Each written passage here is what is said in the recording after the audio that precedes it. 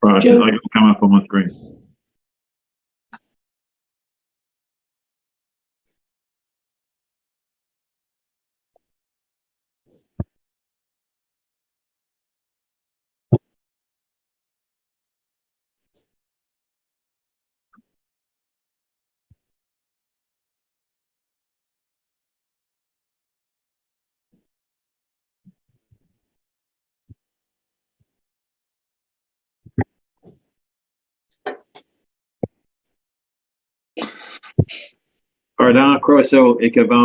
This is Good morning. This is the meeting of the joint board between the Community Health Council and Betsy Cadwallader, the Health Board.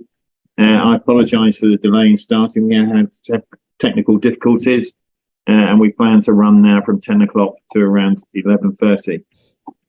I've got apologies recorded here for Joe Whitehead, who is away with a personal commitment, Teresa, who is on leave, and Nikki and Callow and Hugh Evans, who also can't be here for other commitment reasons. Jeff, Jackie, did you want to say welcome and also any apologies from your end? We're going to take our apologies as read, if you don't mind, this morning. But I am going to take this opportunity before we get to the agenda item, just to say thank you all for attending at such a late stage. So thank you. Thanks, Jackie. So are there any declarations of interest to be declared, first of all, in any of the items to be addressed in this meeting? No? Okay. The minutes of the last meeting have been circulated. There were two actions, one resting with Helen and the other with Teresa. I've checked with both Helen and Teresa. The actions have been discharged and communication continues on both subjects. Jeff, Jackie, are you happy with that update in terms of the actions? I am, yes. Okay, thank you. So I'll carry on, if I may, Jackie, until we get to your item, but we come then to a combined presentation where we're going to address the different topics listed on the agenda. And the first concerns the update on the cover arrangements and the recruitment of a new Chief Executive Officer. So could we put the presentation up, please? Sharing now, Mark. Thank you.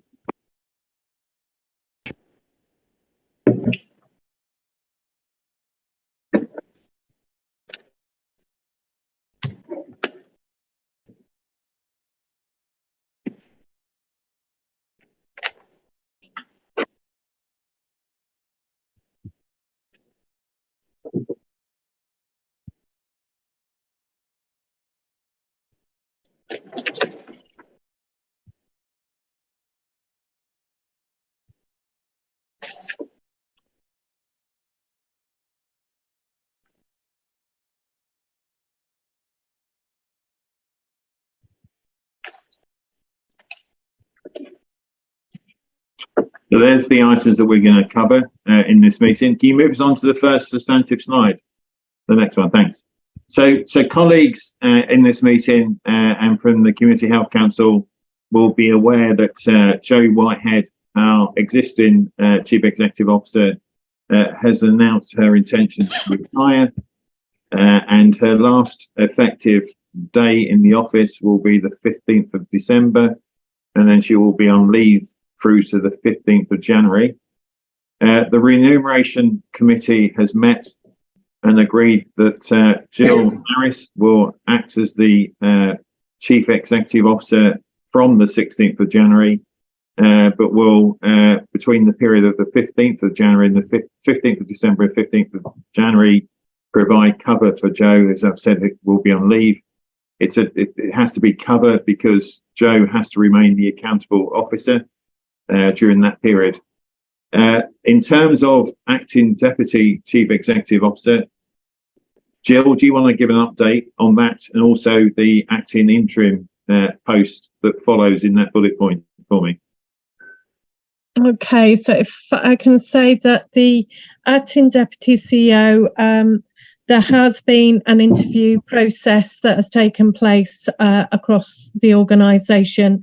I'm pleased to confirm that Nick Lyons will be picking up that that post, acting into my deputy role. It's all very confusing, isn't it? But acting into my deputy role. In terms of my substantive role as the Executive Director of Integrated Clinical Services, the HR team are currently looking to see how we can cover that on an interim basis. So that is being managed externally, and we are confident that we'll be able to backfill it in a way that ensures that we've got continuity across the patch in terms of those roles. Can I go on to the next one in terms of the senior leadership roles, Mark? You can, yes. So senior leadership roles in the integrated health communities, 2 of those have been made substantively. Some of you will know Fionn Johnston, who has been appointed. The second one in the East is Michelle Green, who starts with us in the beginning of January. But in the interim, her post is being covered by David Coyle, who will be joining us next week. And we have an interim appointment in Libby Ryan Davis, who is currently covering the centre. So we have all 3 of those areas and those roles covered. We've also made an appointment to the primary care director role. Karen Higgins will be joining us, although I am not able to confirm what date she is starting.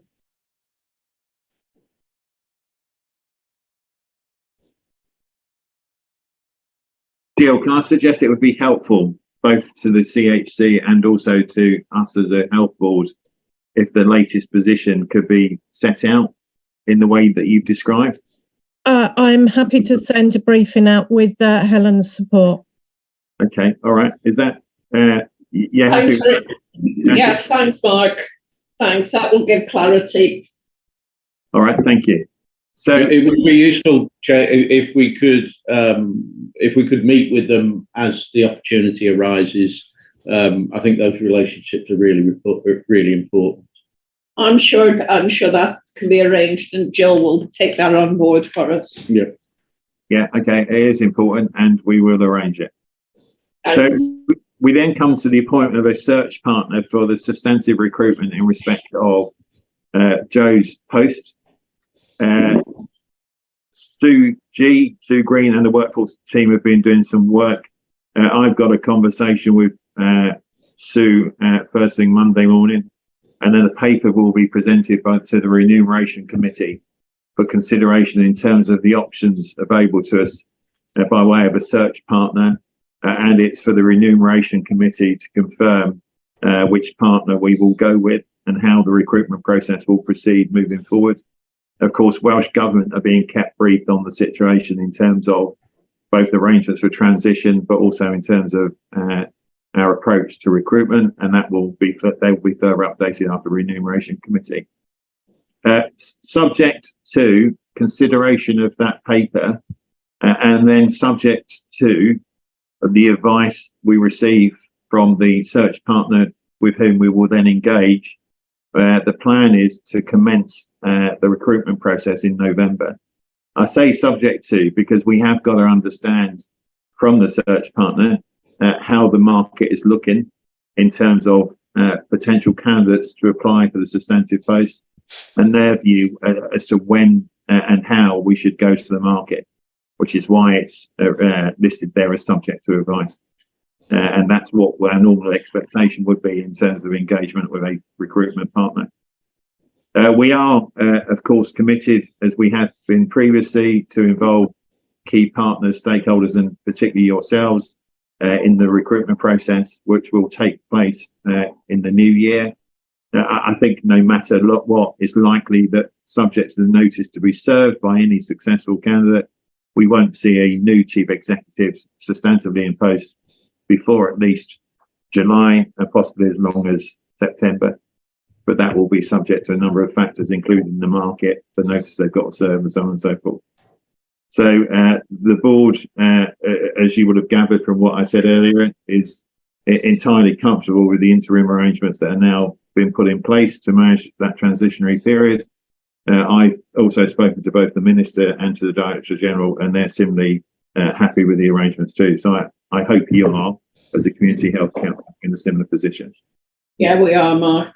No, I think that those interim arrangements give a good deal of continuity and confidence. Yeah. Thank you. Mark, can I take this opportunity to thank Jo for everything she's done while she's been with you? Her openness and transparency has been really appreciated by the CHC, and we wish her well in whatever she does in the future. Thank you, Jackie. It will be noted. I'm sure her colleagues and I will pass it on to her as well. Thank you. Thanks for that. Okay, so the next item in terms of the agenda, Jackie, in the presentation is winter plan. Can I hand that over to you, please? Yeah, certainly.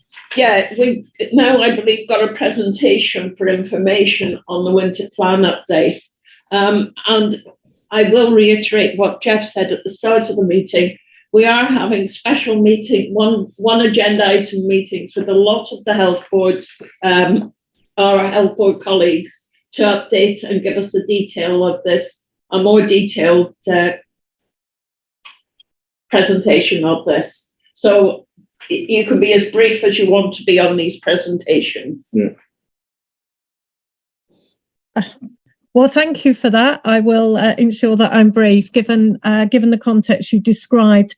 So rather than go through these slides, which I hope are fairly self-explanatory, what I would like to do is give the context in which we're working at the moment. So we are working very closely with our clinical teams, as well as our wider partners, and it's good to hear that you're having those deep dive conversations, because it's really helpful about how we plan for winter.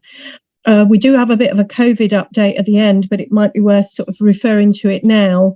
We recognise that it's going to be a very difficult winter. We've got people who are really struggling with cost of living, and that's going to impact on their ability to keep warm. We have COVID increasing across the communities, and we have intelligence that the flu season is going to be quite hard upon us as well. That's also aligned with the unrest that you'll see in the health services, and you'll know that some of our staff are currently in the process of balloting around industrial action. So it's going to be an incredibly difficult winter. So I just want to put that context around that. However, the plans that we are putting in place to be able to support flow through our hospitals, working with partners, to enable to ensure that people get the right care at the right place, care as close to home as we possibly can, have become an integral part of that planning.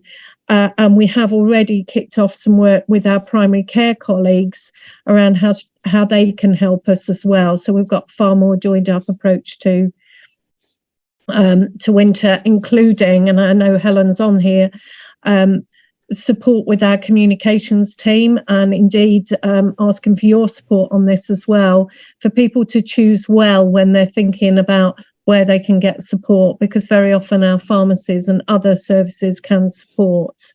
So those are the points I wanted to pick out, as well as the final one, how we are working with care homes to provide 24/7 support as well, to be able to prevent people having to be moved from one place to another inappropriately, because we acknowledge that that's not always the right thing to happen.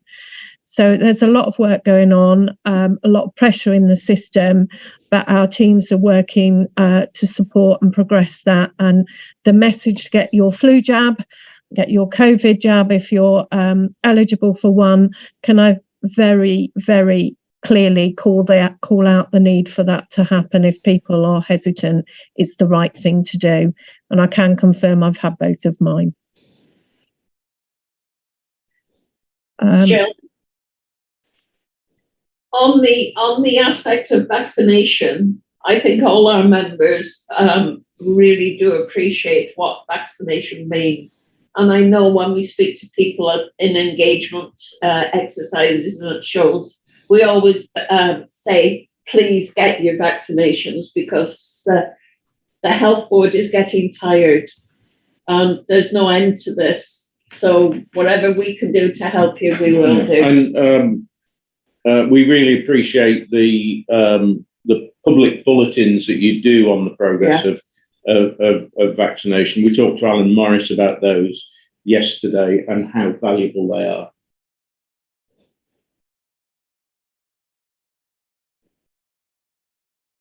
Thank you. We really do appreciate that support. As I say, I think it's going to be difficult for everyone, and I don't underestimate the impact of some of the increases in cost of living, and how that is going to impact wider population as well.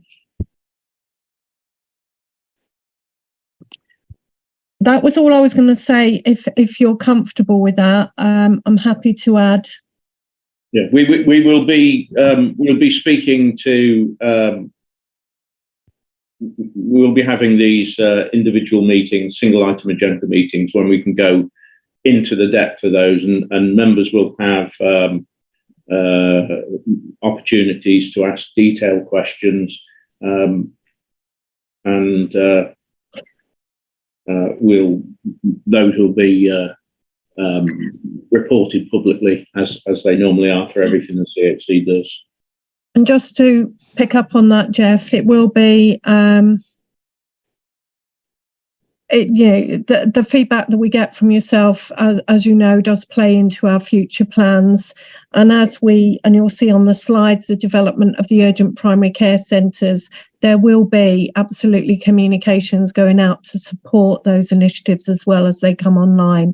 There is already work taking place in Wrexham to see how we can see patients differently using our GPs and primary care colleagues at the front door. I think that's absolutely vital, because across Wales, not just in Betsy Cadwallader, access to GPs and access to primary care is an issue that we're constantly hearing about.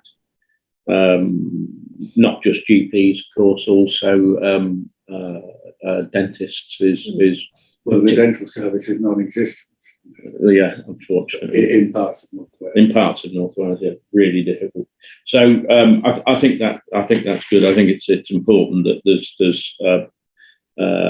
different ways of doing things that can resolve those problems, which are not only Wales-wide but are UK-wide.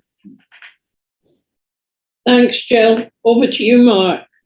Okay, so we come on to mental health, an update on the improvement plan. As I indicated to start with, Tracy's not here, so Ian's going to cover this for the team.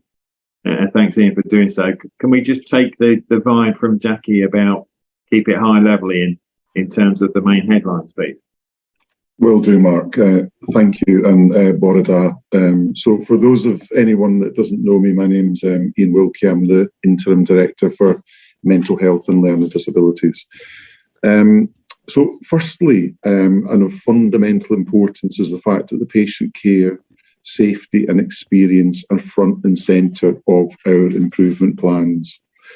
The Mental Health and Learning Disability Division has now moved its initial plan into a format that aligns with BCU improvement plans. So I'm conscious of the fact that it's moving now. Okay, so Philippa, will you change the slides as I go through?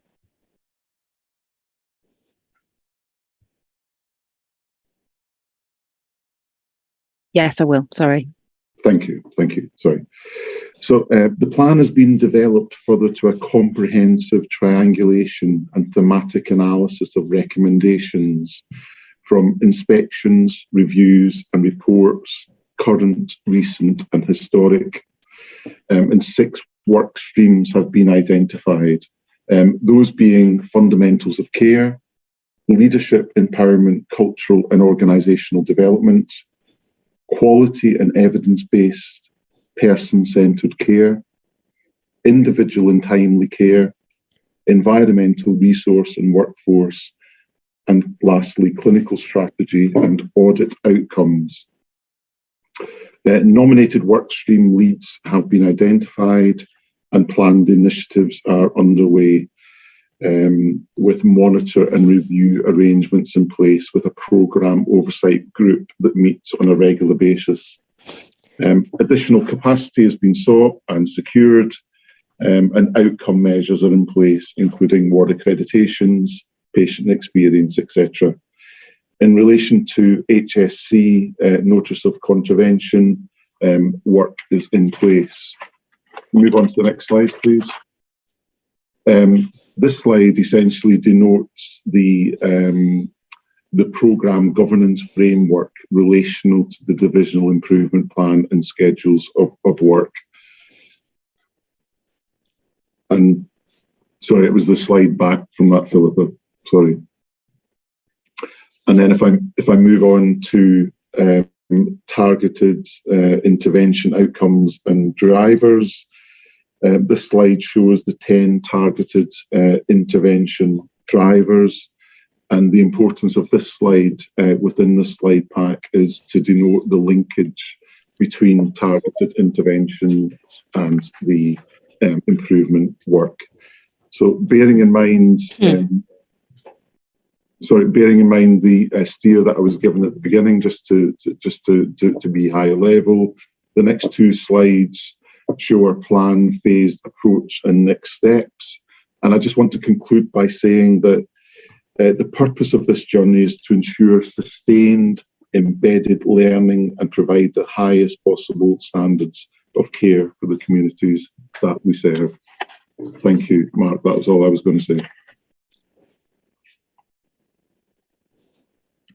Just, Ian, sorry. There's just a couple of points I'd like to raise, and that is, during our recent visits, the highlight on one of your highest risks was the staffing issues and the amount of agency staff that were currently being used. Is there any improvement on that? There's lots of different work streams in relation to the health board that are looking at identifying ways of securing staff going forward, and the need as well for the division and perhaps others to think in a more creative way about how we provide staffing. So I'm aware of the feedback that you and colleagues have provided, Jackie, and as always, very grateful for that.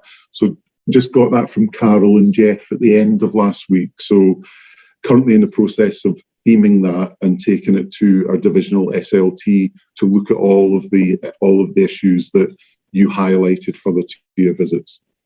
Thanks, Ian. And the other point I'd like to make is Jeff and Carol and some of the team did a safe space event around mental health, and we would, if you would think it would be helpful, redo that.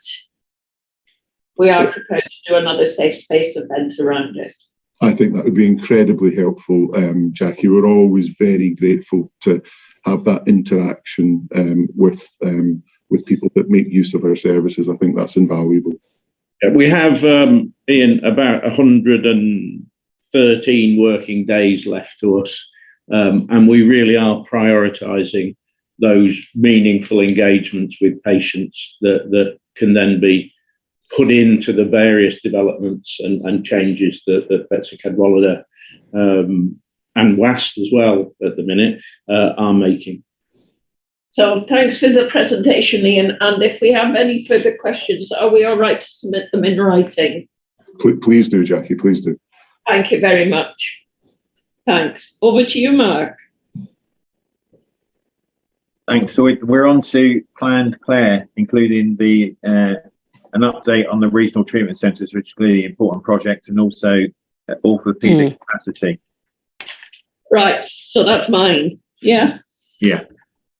Okay. So we have a presentation on that, and once again, you can be as brief as you would like, because we will endeavour and ensure that we have a full days or a full morning's information meeting with people from the team before Christmas. Carol and I are sitting on the project board at the minute. This is a really, really exciting project.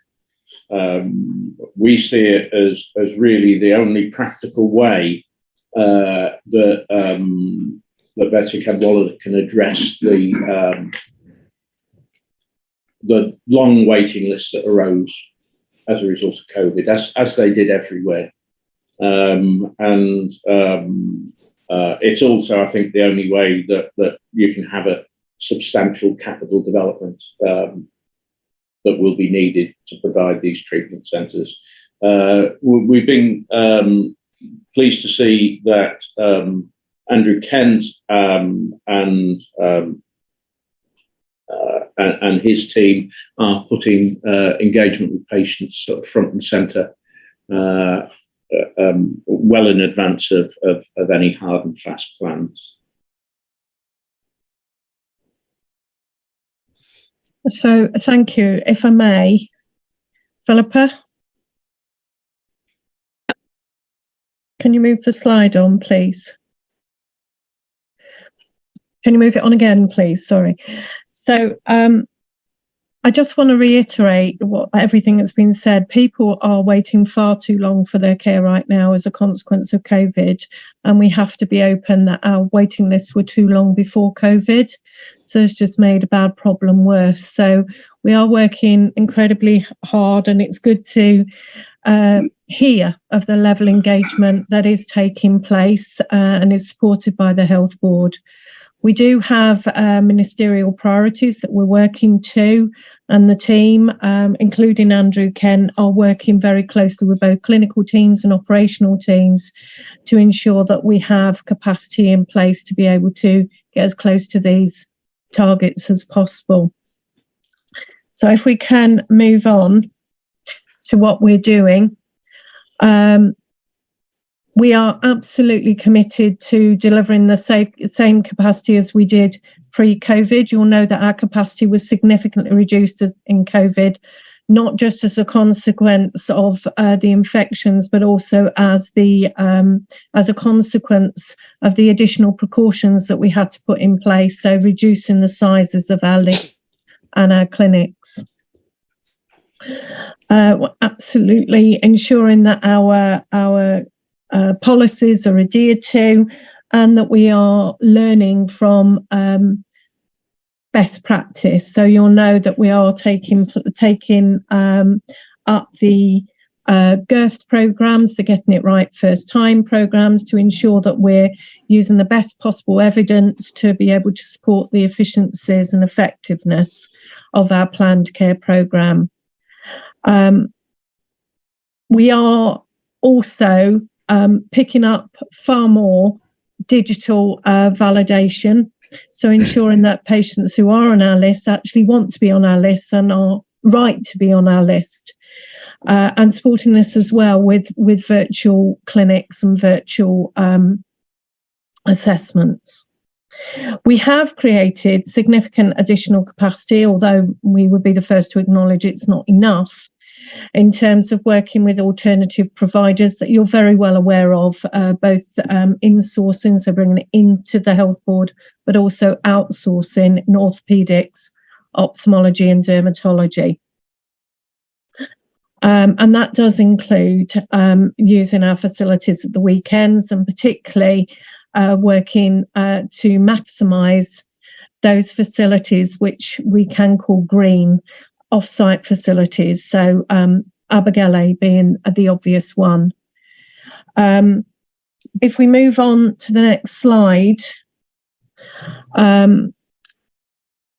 Yeah, thank you. You will see that we've got leads for each of those areas to ensure that they stay on track, and we've got the governance now in place to ensure that if there are any variations, they're picked up early and we can make the best intervention. So if we move on to Regional Treatment Centre update, and I want to put this in the context as well as the interim work that we're doing. So we have just yesterday appointed a director to oversee the programme, and he'll be starting with us at the end of this month. As you'll know, Alison Constantine was leading on this programme, but has now moved into one of the IHC posts. So we will have a director overseeing this programme.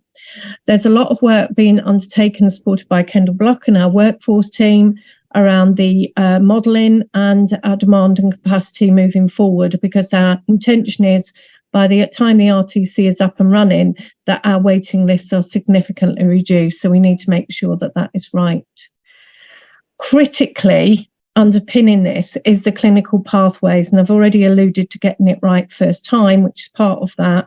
But our clinicians are working really, really closely to ensure that the clinical pathways are established using the best evidence, but are in place ahead of the RTCs coming online, because you'll see the timelines for those. Alongside this, we are working particularly for orthopaedics to see what temporary facilities we can bring in. So we are currently exploring opportunities to bring in modular theatres ahead of these dates to ensure that we can make progress against the waiting lists ahead of the RTCs. Alongside that, we are very much working with the British Red Cross Waiting Well scheme, the work that we've done on prehabilitation to ensure that we get the best possible outcomes for our patients when they do have their surgery, and that we are maximising our current theatre to usage, which you would expect us to do. Orthopaedics, we now have the PROMS coordinators in post. We are moving what procedures we can outside of theatres, and you'll see that Rex and Milo are now in the final stages of developing a hand minor ops room, which means that we can then fill our theatre capacity with stuff that can only be undertaken in our theatres. And as I said, we're exploring additional elective capacity, both theatres and ring fence beds, and that work is being progressed. And we are looking at those temporary theatres, that increased capacity, going on to one of our green sites to be able to protect them as we go through what is going to be an incredibly difficult winter. Thank you very much. You're on there. Thanks, Jill. We're very keen on rehabilitation and look forward to seeing the improvements towards our patients that will give. There's just one thing that I'm going to mention. I didn't know whether to mention it now or during COVID, but I think I'll do it now because it is winter pressures. The Public Health England have announced that the new COVID strain is already starting to hit, and in December will impact quite heavily in the UK. They're already cancelling some pre-elective surgeries, or non-urgent surgeries, and they've ring-fenced 1,600 beds, I believe. Are we doing the same thing in Wales, and will that impact on your delivery of some of the winter pressure issues? So I'll do it now if that's okay with you. So in terms of COVID, we are having conversations internal to the health board of what mechanisms we need to step up ahead of winter. So our gold mechanisms, if you will. But I do want to take into account those other things that we called out, the pressures on flu, medically fit for discharge patients who were unable to transfer at the moment for similar reasons around staffing as we ourselves are experiencing. I think the other risk that I will call out here is our staff are not immune to COVID, even if they have had all the jabs. And we are seeing a slight increase in staff absence as a consequence of the COVID. So it's a long-winded way of saying, Jackie, sorry, that we are, nothing is going to be off the table, which is why we're trying to protect any additional capacity that we might put in place off of the hot sites. Thanks, Jill. We only have one set of staff, and as you know, we've had to redeploy them previously. Right, so over to you, Mark. And Sue Green, and a update on workforce issues and challenges. Sue? Okay, thanks, Mark. So if we could just go to the next slide, please, Philippa. So just in response to some of the questions that I know colleagues had asked, thought it might be helpful to do a very quick overview of where we are, and particularly focusing on recruitment and retention. So as the slide sets out, we approved a 3-year people strategy and plan at the board in May of this year, and that people strategy and plan is kind of a direct response to the discovery phase that we undertook across the organisation last year, with over 2,000 colleagues contributing to feeding back in terms of how do we make it easier for people to do the right thing across the organisation. As Ian referenced earlier on, it was also built on a number of thematic reviews of external reports that had been submitted to the organisation, internal reviews of where we hadn't delivered our best service or hadn't done as well as we should have done as an organisation. So that culminated in the people strategy and plan. The strategy is developed into the delivery of the strategy is set out in 5 main programmes.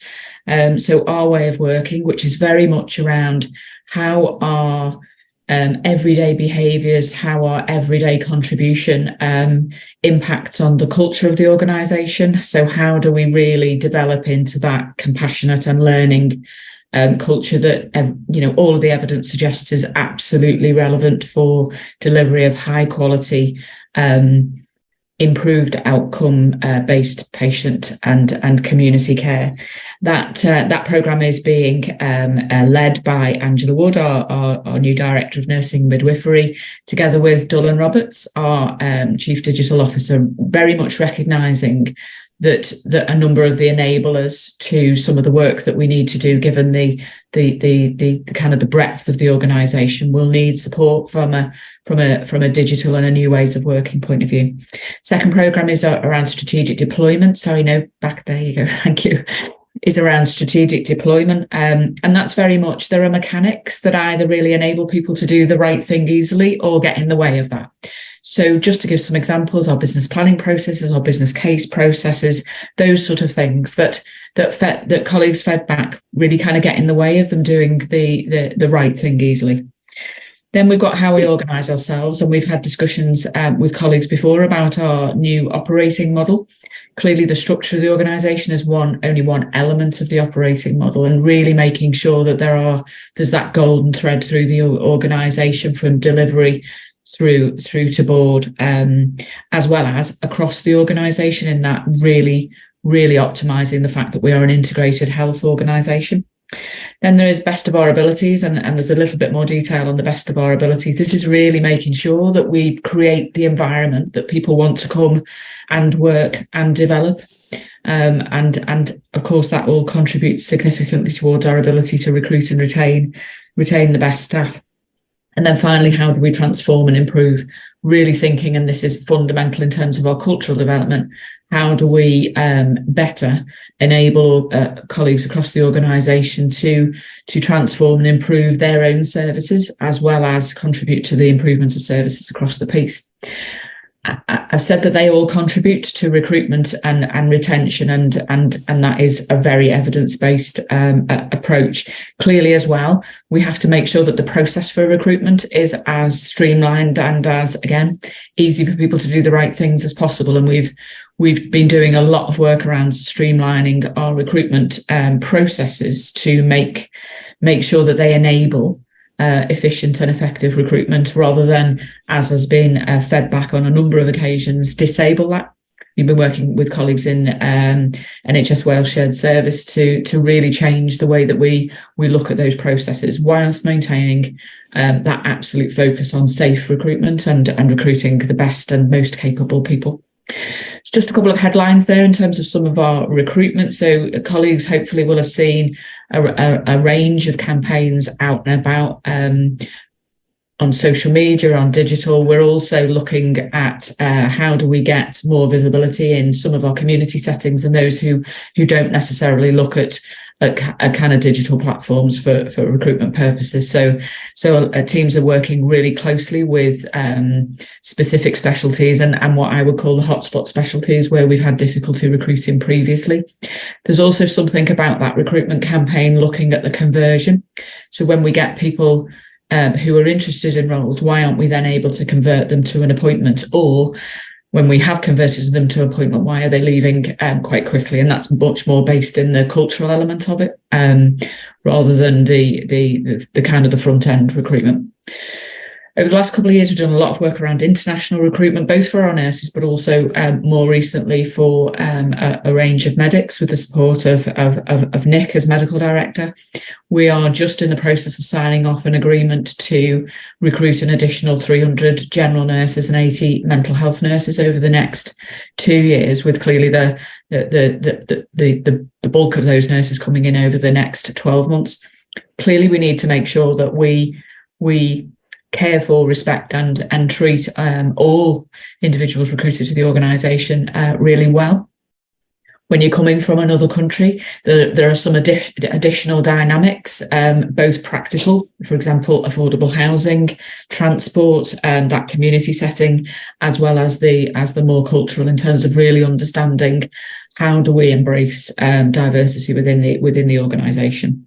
And then at the end, because there was a question that had come through, how do we ever hope to achieve delivery of our plans, given some of the workforce challenges? I just wanted to put it in a bit of context as well. So we have year on year increased the numbers of people that we employ. In line with that, though, we've also invested in a number of our services. So if we think of our emergency department, we think of some of our stroke services, we think of our some of our surgical specialties. We've invested in those services, which has inevitably increased the budgeted establishment. But the fact that we've got 700 whole-time equivalents employed by the organisation, more than we did last year, and that is a year-on-year increase, is hopefully a level of assurance that we are able to recruit. There are services though where we are challenged in terms of recruitment, and some staff groups where we're challenged in terms of the numbers that we can recruit, and a little bit of a headline there that we've got 107 more nurses than we did this time last year. So that's registered nurses across the piece. Again, just thought those headline metrics might be helpful. And then the second slide, please. Thank you. So again, just to give it a level of confidence, under Chris Stockport's leadership this year, we approached our planning processes very differently when improvement proposals were coming forward. We very much assessed the deliverability of those plans and the proposals before they went through for approval by the board. The first element there that you can see in our people plan is bridging the gap. So it's great if colleagues want to put forward proposals that require investment in additional people. But what we have to look at is, how have they managed to recruit and retain the people in their current budgeted establishment? And if they've got big gaps currently, are we just adding to those gaps? There's also a check in terms of, so are we doing a traditional model? Are we looking at a traditional model and putting in roles that we are never in a month for somebody's going to recruit? And so how can we shift that model to more of a modern delivery model? So, less medicalised, where appropriate, potentially delivered by alternative roles to the traditional nursing role. So that process is worked through and was worked through before we went into our final planning stages for this year's annual plan. We've learned a number of lessons from last year's planning process and are in the middle of that process now. So I would hope that when we get to the position of taking forward plans to the board as part of our annual planning process and our IMTP development, that we've done that resilience testing to really understand, are we putting forward plans that we believe are capable of delivery? So I just wanted to draw that out as well, given some of the questions that have come through. Happy to take any questions. Thank you. Thanks. So I attend quite a few meetings, and when I go to meetings that are perhaps an enhancement or a new service being provided, one of the highest risks is the lack and the inability to attract staff. And I know a couple of services that were put forward last year actually came off track because there was something like only 11% of the workforce recruited to deliver the service.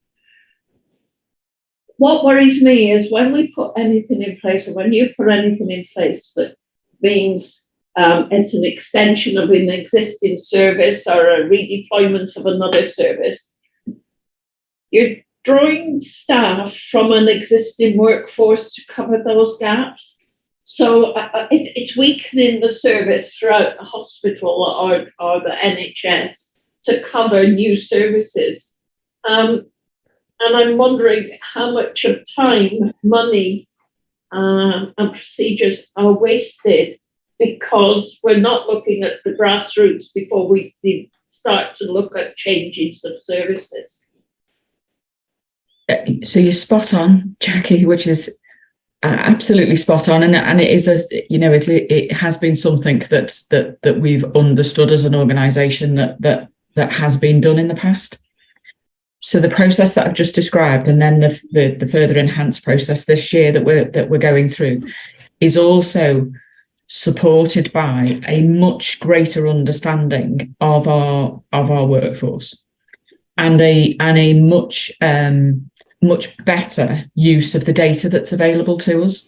So those figures I quoted before in terms of 700 more people employed by the organisation this year to last year, that is 700 people new to the organisation. We have a significant amount of internal recruitment, but we're now able to separate that out and then look at the trends and the patterns so that we're clear. So if this, if I'm going to use nursing, if nurse X, if nurse X from this specialty always moves to area Y or other areas within this time period, rather than that being done in an unplanned way, wouldn't we be better to develop some form of promotional or succession planning process that does that then in a purposeful and planned way? Because then we're able to say, okay, so if we know that nurses are going to leave this area to go to that area as part of their development or as part of their career life cycle, if you like, then let's build that into our planning so that it doesn't leave this area light all the time. Yeah. And so we're much, I feel, and actually COVID really helped us with this, because the need for us to get a much more granular understanding of our workforce movement during COVID has really helped us. So we now build that into our planning processes. And from some of our services point of view, it can be quite frustrating when myself and the team are saying, okay, but A, let's think about how we could do this differently, but also B, I know you've got an ambition, but we're not going to meet that ambition with a level of investment currently. We need to get the basics sorted in your service first, and then do this over a period of time. And that is it's a really positive conversation, but it's one that needs to be managed really carefully so that we don't kind of turn people off, or they think it's a bit computer says no. And that's something I think as we're moving through some of these conversations, we're getting more mature as an organisation in understanding that. Thanks, Sue. And just a very quick one. You've said that you've recruited 700 posts. Does that offset any people that have left the organisation, or is that in additional to the original workforce? Okay. So that figure is, we compare the people that we employed this time last year, and it's only 2 data points, but we've got these going back. We compare the number of people that we currently employ and pay, so that it's pretty accurate, to the numbers of people that we currently employ and pay. So the numbers recruited over the period of time will be in excess of 700 because you've got that turnover in it.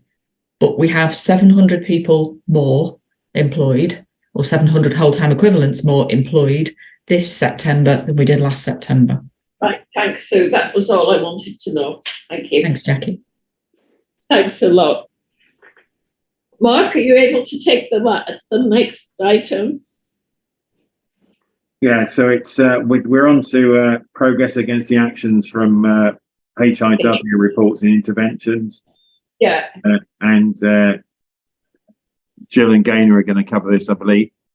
Jackie, Thanks. I did indicate at the start that Lucy and I have got to leave at 11. Rather than interrupt this next item, we'll just disappear off during the course of it. Can I hand the meeting over to you, please? Yes, you can. And thanks for everything this morning, Mark. What I would like to say before you leave is that this could potentially be our last CHC / Betsy board meeting.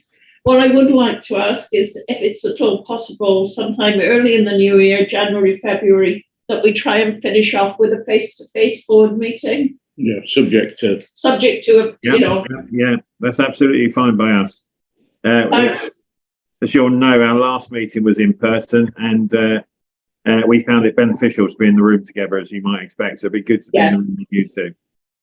Right. So thanks, Mark. Okay. Thanks, everyone. Talk about who will.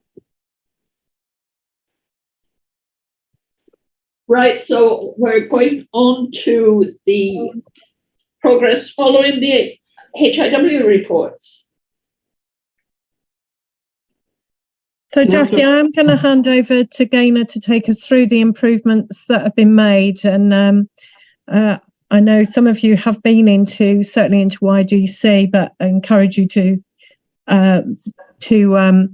go view the work that's been undertaken there and the positive progress that's being made, albeit I think Gaynor and all of us will be the first to say there's still a lot of work to do. Thanks, Jeff. But I will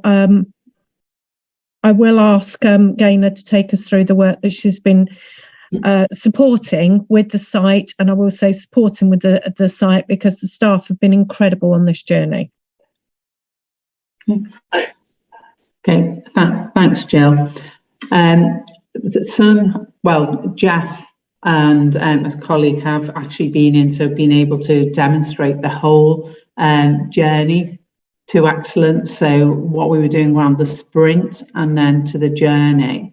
What I wanted to do first of all was just do a high level summary of how we've responded to the HIW actions. So we had 4 HIW reports in total.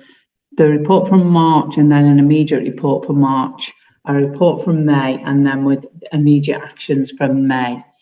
When I looked at the actions, there was 144, but a lot of them are actually repetitive because some of the things that were identified in the March were still being identified in the May. So what we did was theme them all together under 5 headings: leadership, governance, safety, workforce, and paediatric management. What we then did was we aligned each of those 144 actions to one of those themes, and they were matrixed so that we could clearly see that we were answering all 144 points.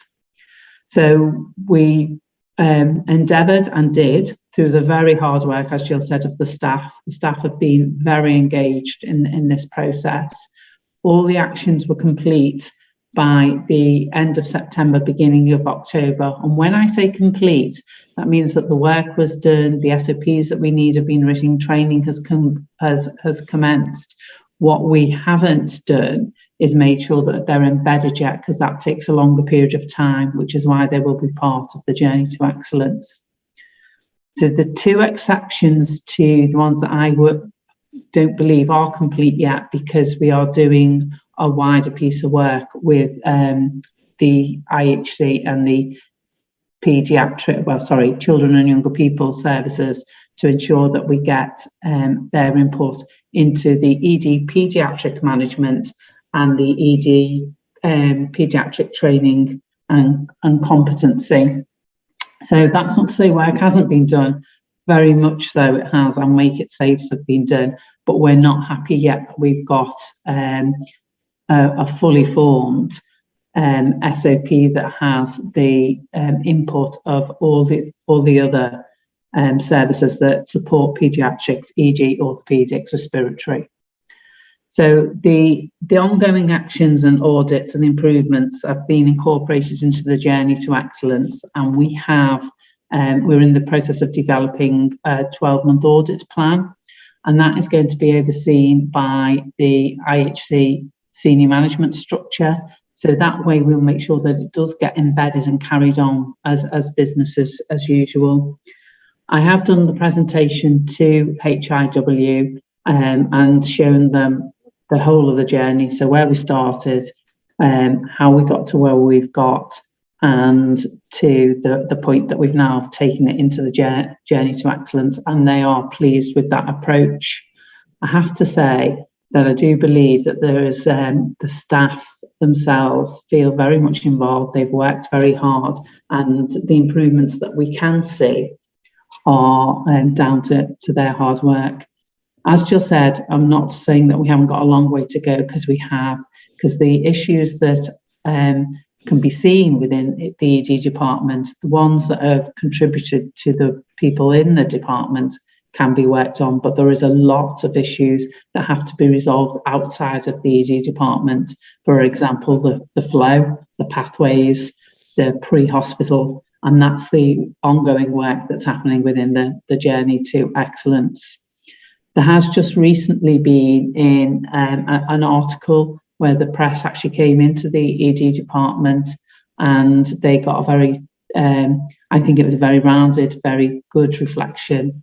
I didn't know they're coming in. They just went in and they talked with the staff. And I think it's very open and honest and about how they feel. And they feel that, yes, mistakes have been made. Yes, they're involved in the improvements.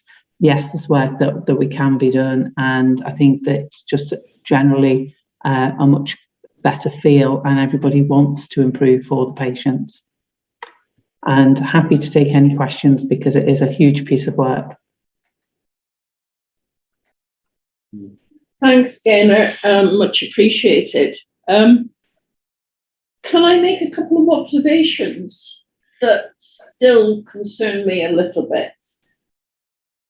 Last weekend in August, I think it was either the second to last or the last weekend in August, on a Sunday morning, I visited ED at YGC, and there were 15 staff on, of which 4 were Betsy staff, and the other 11 or 12 were agency. And that does concern me. That is a high number of agency staff.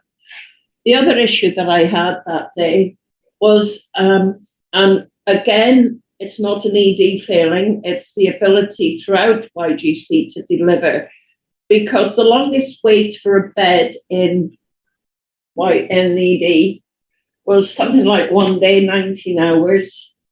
They'd been told in the morning that there were 5 beds available that were being discharged that day, but there were 31 patients at that time.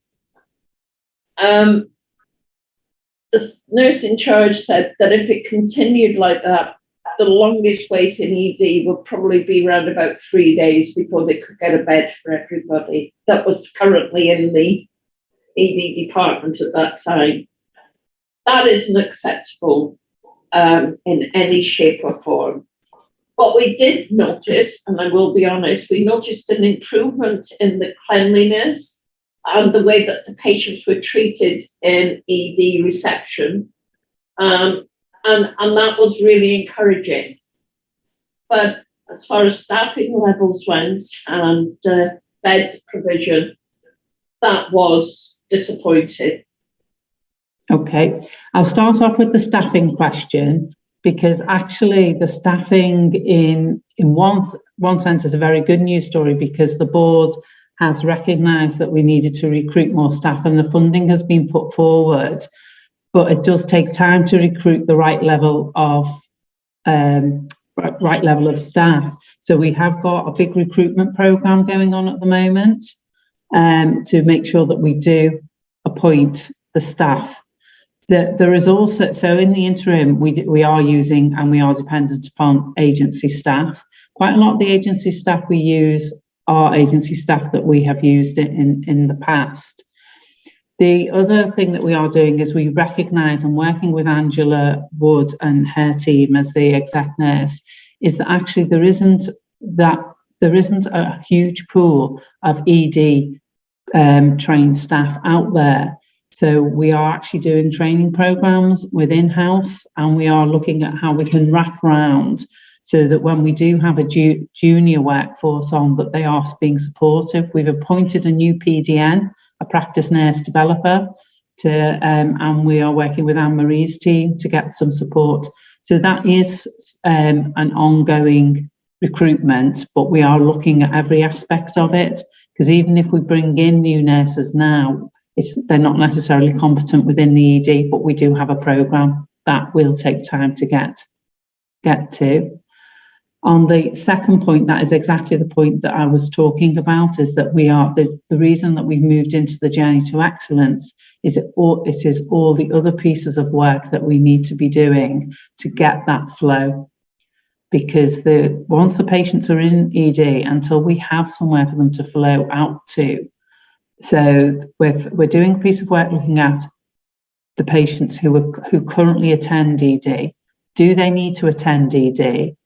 And if they don't, what are the alternatives that if they were there, people could have attended? So we're doing that piece of analysis. We're working with WAST to look at alternatives. We're working, as we say, with the rest of the IHC to look at how our MIUs and how the community hospitals function. And we are also looking at our pathways out as to how do we get patients back to their usual place of residence, how do we get patients back to nursing homes quickly, and how do we get patients back to area. So there are all work streams already commenced to look at those issues, but they will take time to resolve. Thanks, Gaynor. I don't think we've any more questions here. So can we go on to the second part of this presentation, which is around vascular?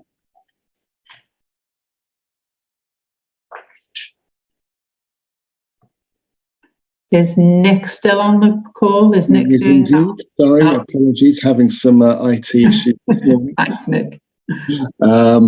So again, it's a lot of work in progress, and in places, a significant change is being made for the good of the patients we serve, and the teams working really well together. In other places, I would be the first to admit, and happy to admit in this forum, that there's still work for us, but that's the way of improvement. We've seen some really good events in the last few weeks. A lower limb ischemia, which looks at patients particularly with diabetic feet problems, took place on October the 5th, where multidisciplinary teams really worked together to problem solve and consider how those pathways could be improved. And it's where we also looked at where the significant amount of funding that the Health Board has committed to that pathway can ensure that that funding is invested absolutely in the right place. The transformational programme, bringing the vascular improvement work in line with the methodology and the style that we're using across the rest of the Health Board, is in progress. I'm hugely grateful to Gaynor, Chris and other members of the team who are leading that work. I suppose also key is staff in this area too, and you'll see that tomorrow, in fact, there is a consultant foot and ankle surgeon interview in the East, in the Wrexham area, and for us that will be key to making sure that we have the right staff, highly qualified staff, to provide leadership to the multidisciplinary teams. The last point on the bullets there, the the IMTP funding, where the board has committed 5.4 million of recurrent funding into the lower limb ischemia and the vascular work. Those who diligently look at this work will see that there are now adverts on NHS Jobs, and that the Health Board really is bringing some new faces and new skills into the Health Board to support our existing teams. So a lot of work refreshing the improvement work, a lot of work to ensure that recruitment is effective and timely, and some of the discussions are really fruitful and involving clinical teams in making that work. Colleagues will know that I can talk about vascular for a long time, but perhaps pause there and take any questions. Thank you, Nick. I'm going to pass over to Adrian. Yes, thank you very much, Jackie. I went to the Limb Ischemia Day, and what I would like to emphasise is the hard work that the members of staff put into the service to try and make it work. And I stress the word try, because they don't feel that they are supported in developing the service. What I would like to ask is, where are you actually going to provide this service? Because it came across quite clearly that there weren't the rooms available, following the guidelines from NICE, to provide the service. And we get the thing is, we'll do it flexibly and we'll look at other ways. These are patients who need to be seen. They need to be investigated. They need to have their wounds swabbed. They need to have their dressings changed. They need to have antibiotics and other medications sorted and worked out if you're going to provide the service. And to provide it, say, out of hours, you need to ensure that you have the teams available to provide it. And it's very difficult when you're short of staff to get people to work out of hours. So my question is, how are you actually going to provide the rooms during working time to provide this sort of service in the 3 hospitals? Thank you, Adrian. And you're right, it is staff, and having the right staff with the right skills to do the work. And of course, that's what the IMTP is committing to providing to recruit where there are gaps in our service. Secondly, you're right, you need the space. I'm not going to say, Adrian, that's easy. And I'm not going to say that, service X happens in room B2 on a Wednesday afternoon in this forum. What I can say is that the leadership teams across the 3 integrated health communities are prioritising that and looking at that. I suspect the answer will be that we need to do this flexibly, and I know that's what you've asked me not to say, but some of it will be on the acute sites. Some of it may have to be provided in one of our community facilities, which of course is no bad thing, because that may bring care closer to home. Space is at a premium, but it's a problem that we need to solve.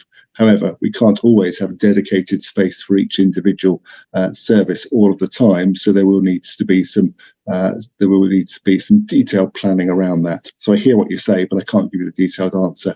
I suspect in the vascular steering group, which you sit on, Adrian, though, that's an area that we'll be exploring in detail, including a meeting next week. Yes, it would be nice to see an answer to this, because it's such an elementary part of the service, is to provide where you're going to provide the service. And it does seem it's the first step in providing the service.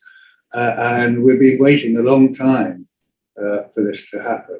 And one gets the sense of frustration with the staff is that they want to do better, but they can't do better. And I'll end on that. Yeah. Could I just say that Richard Bladen had another commitment, couldn't be here. And we both know that he would make a comment about the pace of change and how it needs to be much quicker. On a positive note, you have the link to the Liverpool Vascular Network. We think that's very positive and really does need to continue until all these other issues are finished. Indeed, thank you. And of course, some extra resilience, as has been made absolutely clear in a public forum, around also some resilience about ensuring support from Stoke, should Liverpool ever be in a position not to be able to provide us the support that we need. Thank you, Nick. Thanks, Nick. I think that brings that agenda item to a close. So thank you for your time on that one this morning. And we'll go on to an update in respect of targeted interventions. I don't know who's giving this presentation. Jill, is it you? Unfortunately, you're going to have to listen to me again. Sorry, Jackie. It's all right, Jill. So I think I'm hoping, if you can move on, Philippa, this much of this will be very familiar to you. As you know, we were in targeted intervention for a number of domains, and that has been extended to include the YGC and the vascular domains. And we've been working hard, as you can see from the previous presentations, to make progress against those. We are still in discussion with Welsh Government about what our matrix for YGC should look like. I think we have developed one. We believe, and they believe, it's overcomplicated. So we're meeting with them to ensure that they are comfortable and we are comfortable, that it reflects the journey that we need to take. We have, as you know, had oversight from the Good Governance Institute. They made some recommendations to our processes to strengthen those. They were absolutely approved at our board meeting in August, and the implementation plans and the refresh that we've done on targeted intervention since Phil Meakin joined us have been fully approved by the steering group. And that does reflect a more challenging or increasing the challenge, may I say, from both executive and IM colleagues to assure ourselves of the progress that's being made. That does mean we are reflecting where we are. We've got a steering group next week to just do a check and challenge on the progress that we are making, and acknowledging that a journey isn't necessarily as straightforward as we would like it to be, and scores can improve. But our intent should be that we want to embed those changes. So what you will see, I think, is the ambition to move up the scores to 3 and 4, as perhaps we've reflected upon that, and we believe that we've been over ambitious in some of our scores for the future.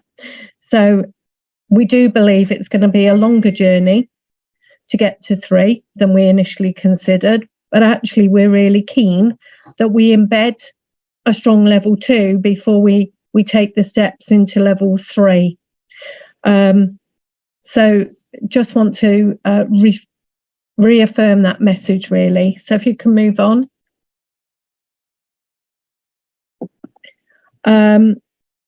So you can see there outlined the 4 questions we will use to update Welsh Government. As I say, the scoring will be confirmed at the November board meeting. We've had the board workshop, which was last week. There was some really good challenge from both executive and IM colleagues. And we have our steering group next week, where we will be taking on board all of those challenge and that comments to reflect what our self-assessment would be for November. So we don't have the scores on the doors yet, because we've taken back all that feedback, as indeed we do from the wider engagement. So, and that will include a reframing of the YGC matrix following conversations with Welsh Government. Happy to take any questions. Molly, I don't know whether there's anything you want to add from a governance perspective, if you're on the call. Thank you, Jill. I think the only point I would add is that we are also triangulating our compliance position to our scores, so there's consistency and alignment, so that we're not looking in isolation at the TI framework separate to our compliance requirements. Thank you. Thanks, Jill. Thanks, Molly. Jeff may have something to add. The Minister announced publicly that there would be an announcement around the progress on targeted intervention for Betsy Cadwallader, and she said that would be in October and it would be public. We've got about 10 days left.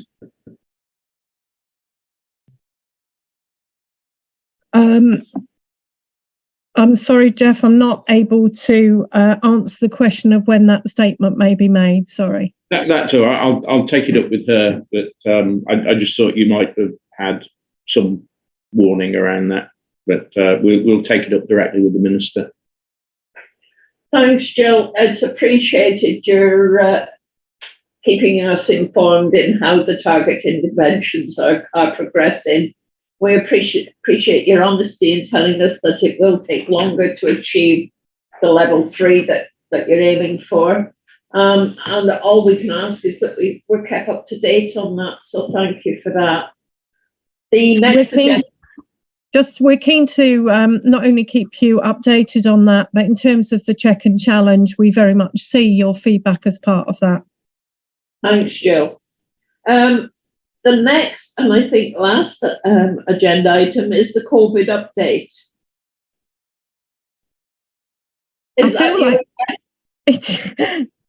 It is, and I feel like I've given a lot of this update already. So what I can say is the incidence that we're seeing of COVID in our hospitals is increasing, and we are seeing it across staff as well. What I cannot say, because there isn't this testing that we had during the early stages of the pandemic, we're not seeing the level of testing in the community that we were. As you know, that was considerably reduced, but we do know that we're seeing it in our hospitals where we're testing. As a consequence of that, there has been some reflections on some guidance that's coming out centrally, particularly around mask wearing and IPC, which we are now taking into account. I think I alluded to earlier the fact that we've had a meeting within the health board of whether we step up gold to ensure that we've got our processes in place, to ensure that we've got the consistency as that guidance starts to come through over winter, and we'll make that decision early next week with executive colleagues. I've already alluded to the fact that the vaccination programme is ongoing. It is doing well. We are seeing good progress against North Wales, but I think it would be fair to say that we'd like to do better, and that's in order to protect our public, of course, and our staff.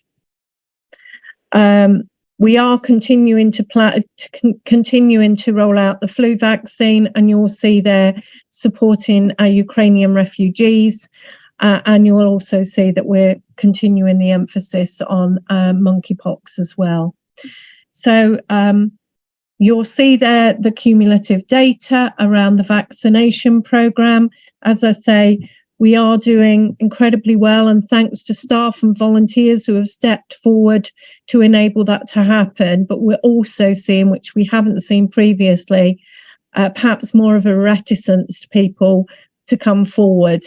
And part of that is saying, well, I think I'm going to get it anyway. This is feedback we've had. So do I need the vaccine? Others are saying, do I need another vaccine because the symptoms are mild?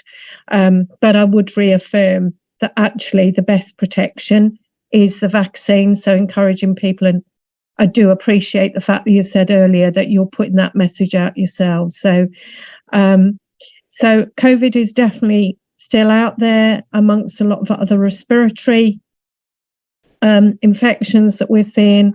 And as I say, we're still dealing with monkeypox, still reaching out to those people who haven't had their vaccination, their first and second vaccination. I would reiterate, it's still there for you should you wish it. Happy to take any questions. Thanks, Jill. I think the information giving you've done right throughout the pandemic it's vital that continues. Been appreciated by the CHC, and I know it's been appreciated by partner organisations. One of the things we would be concerned about is restrictions on hospital visiting. I'm sure you know the distress that causes, and the problems associated with not visiting when people are ill and vulnerable. So, Jeff, I'm sure Angela may or may not wish to come in on that, but I think we have definitely learned some of the lessons from the early part of the pandemic, and obviously the severity of the illness. But clearly, we may have to go into an area where it won't be closed visiting, but we might have to restrict the footfall across our hospitals in order to protect. I don't know, Angela, whether you've got any anything that you want to add to that. Thank you. Yeah, thank you, Jill. Just to say, we've been having conversations, obviously, with our staff, and obviously taking feedback from the public and our patients around visiting. We are looking to try and support visiting as much as possible. Obviously, we're keeping our patients, our staff, and our public safe. Looking at identifying patients at end of life care with learning disabilities or dementia, having that supported access, and then looking at doing a reduction in visiting to start off with, to identify how severe any surge in the pandemic could be. But we're certainly going to be communicating and making sure that we've got all aspects taken into consideration as part of the plans. Thank you, Angela. I'm not on mute. Thank you, Angela. I think we've seen a lot of distress caused by restrictions around end-of-life care and friends and family not able to visit loved ones at the end of their life. I'm pleased to hear that will be dealt with more sensibly. We know more about COVID now and the risks associated with it. And as Adrian had just said, one of the reasons that that symptoms are milder is that people have had their vaccinations, and if they want that to continue, they need to continue having their vaccinations as appropriate. But thank you for that. That's good news. Just one thing, Angela. I agree wholeheartedly what Jeff said about the visiting, especially around end-of-life care, etc., vulnerable adults. But I visited a community hospital last week where both wards had got COVID, and the staff were concerned. These were elderly people, but they weren't at end of life, and staff were concerned that there shouldn't be a blanket kind of allowing people to go and visit. It should be staged, and in some instances should be restricted, not just to save the patient, but to save the visitor as well. Going on the ward, and you will have a balance, as Jeff's just said. It's a difficult position to be in, but we're putting the already tired staff at risk. Yeah, I agree. Go on, Angela. Sorry, I agree completely, and I think it's that balance, isn't it, of making sure that our staff feel supported, and we're not bringing, sort of potential risk in for them as well. But by the same rule, obviously our staff were distressed during the lockdowns and not having visitors in, because obviously their patients were distressed. So it is that balance, and it's communicating and working with the teams to make sure it's the most appropriate position, and looking at the risks, as you say, vaccinated patients, staff, and visitors, and how we can manage that. But the dialogue is open. I've had a number of conversations since I've been in post with staff and with the public to identify how we can do it most effectively. Yeah, I wouldn't like to think that there are blanket blocks. I would like to think that it's dealt with on a ward-to-ward basis or a need basis rather than a blanket kind of provision. Yeah, I think we take into consideration the aspects of an acute setting and community settings, etc., when we make those decisions. Yeah, and to be honest, I'll go one step further, and I think if you do decide to go down the route of identifying the people that need visitors rather than the ones that automatically think they should have them, I think you probably need to put a little bit of communication out there. Otherwise, you will get people saying, how come they have visitors and we can't, that sort of thing. Absolutely, and having had experience in England previously of those kind of decisions and the way that we work with the teams to do that, we'll make sure that communication is out there and people are supported to understand the decisions that are made. Thanks, Angela. Thank you. Thank you. I think that brings us to close of business. And normally there would be a report, a verbal report from the chair of the health board. Yeah. Jackie, could I just come in and just mention to Angela, has she gone? No, I'm here. Angela, I haven't had experience this year of not being able to go in with my husband to to be with him to answer some of the questions that the medical staff needed to know and to make sure things were in place. It wasn't until the visiting was open that I realised found that he hadn't been getting the medication he should have been getting. And things like that are really important. So if the next of kin could be allowed in, where appropriate, it would be really beneficial, because he was in for a long time and he missed out on especially one of his medications for a while. And it's not only happened to me, it's happened to another member of the CHC, which I said to her, well, take it forward, but she hasn't. So it is going on, not just with myself, but with other people, and you hear constantly of, oh, they haven't done this, and I've told them this, and I've told them that.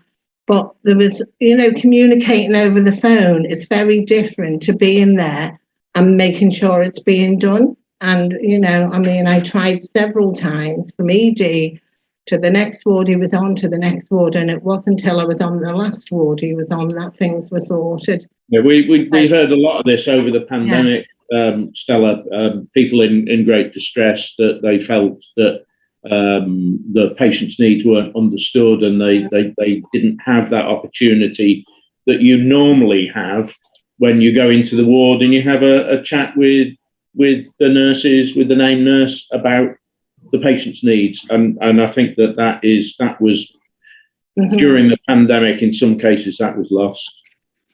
I mean, people, when they go into hospital, they become a different person anyway. It's not just the confused people, because my husband wasn't confused, but he was a quiet man and he wouldn't shout out, So, people do need that support, and that contact. Anyway, thank you for listening. Thanks, Stella. I appreciate that feedback. Obviously, apologies for the experience you've had previously, but we are going to be looking, as I say, making sure that we can get as much support for relatives, for people coming in. If you need to visit with somebody to give that information, then we'll be identifying what we need to do in the background, making sure that the risk is managed. Oh, thank you very much. Thank you. Thanks, everybody. Jill, as I started to say, the last agenda item is closing business, and it's normally delivered by the chair of the health board, a verbal report for information. Is there anything you wish to add today? I don't think so. I think the update that Mark gave at the beginning is probably the points he would wish to raise at the end. So apologies, I can't read his mind. Yeah. Okay, Jill. Okay. And can I just remind everyone that for virtually all of these topics, we will be having single item agenda meetings where we'll be able to discuss it in great detail, and you'll be able to question the Betsy Cadwallader's staff who are leading on the matters. And can I just reiterate, I think you've put it in the sidebar, but if there are any questions that you want to pose back to the health board that we haven't answered, then please do forward them, and we'll endeavour to do that. And I'd just like to thank all of you for the support, critical and otherwise, that we get in order to improve the services across the health board. So I just want to thank you, because I do find this interaction helpful. Thanks for that, Jill. As I said earlier, this may be our last one, but hopefully not, and we will have a face-to-face. Yeah, I think that circumstances permitting, it would be useful for the final meeting to be face-to-face. There's a greater opportunity for interaction and involvement when they're face-to-face. When you have a mix of video conferencing and presentations, it becomes very difficult, I think. So thank you all for attending this morning, and look forward to seeing you soon. Thank you. Thank you.